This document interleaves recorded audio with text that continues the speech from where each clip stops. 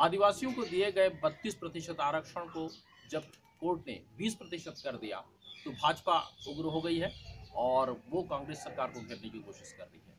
और इसलिए जो कांग्रेस सरकार है एक विशेष सत्र बुलाने की फिराक में है। वो ये विशेष सत्र जो है 1 तारीख से 2 तारीख यानी 2 दिन का 1 दिन का होगा और उस 1 दिन के विशेष सत्र में क्या कुछ हो सकता है, गिरीश ये बताएंगे कि ये इससे क्या फायदा होगा, क्या कुछ हो सकता है इस विशेष सत्र में।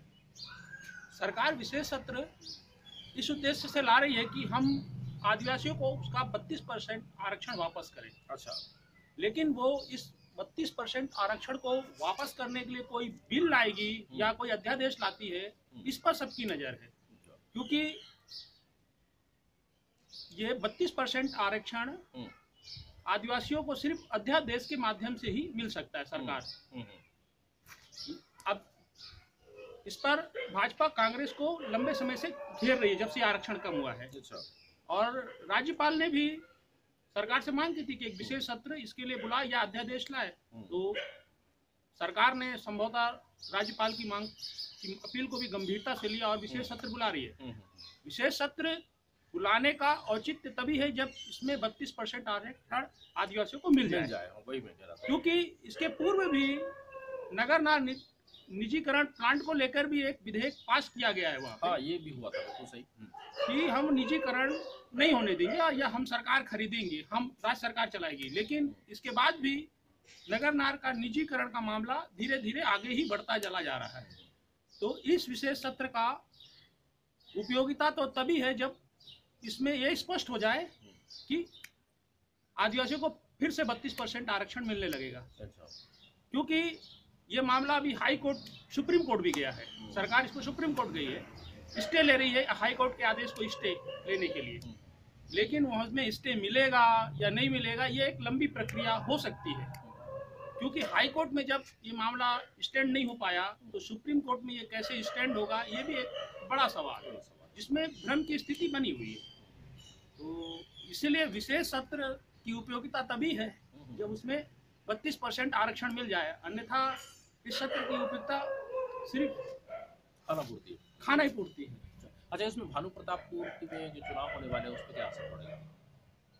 इसमें भानु प्रतापपुर चुनाव का असर यही, सबकी नजर यही है कि इसमें 32% आरक्षण मिल जाएगा।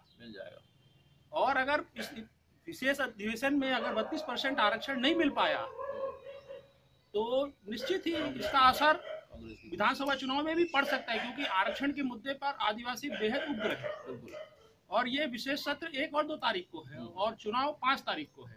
तो ये स्थिति काफी कुछ स्पष्ट हो जाएगी कि इस विधेयक, इस विशेष सत्र में क्या निकल के सामने आया। मतलब ये कि कांग्रेस की कुर्सी खतरे में पड़ सकती है अगर नहीं हुआ तो। ये चुनाव तो इसमें तो भानु प्रताप चुनाव का परिणाम तो कोई खास सरकार पे असर नहीं डालेगा। लेकिन विधानसभा चुनाव जो अगले साल होने वाले हैं उसमें तक अगर ये 32% आरक्षण का कुछ निराकरण नहीं कर पाई सरकार तो निश्चित ही आदिवासी बेल्ट में कांग्रेस को नुकसान पहुंच सकता है। इसीलिए बीजेपी इस मुद्दे को लेकर बेहद आक्रामक है।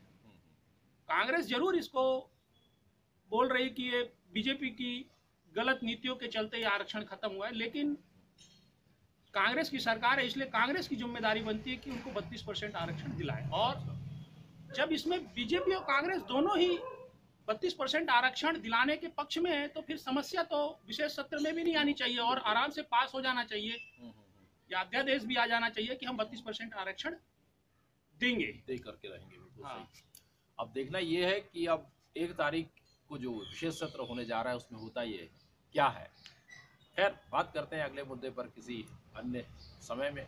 आपसे मिलेंगे, तब तक बस्तर सियान देखते रहिए। नमस्ते।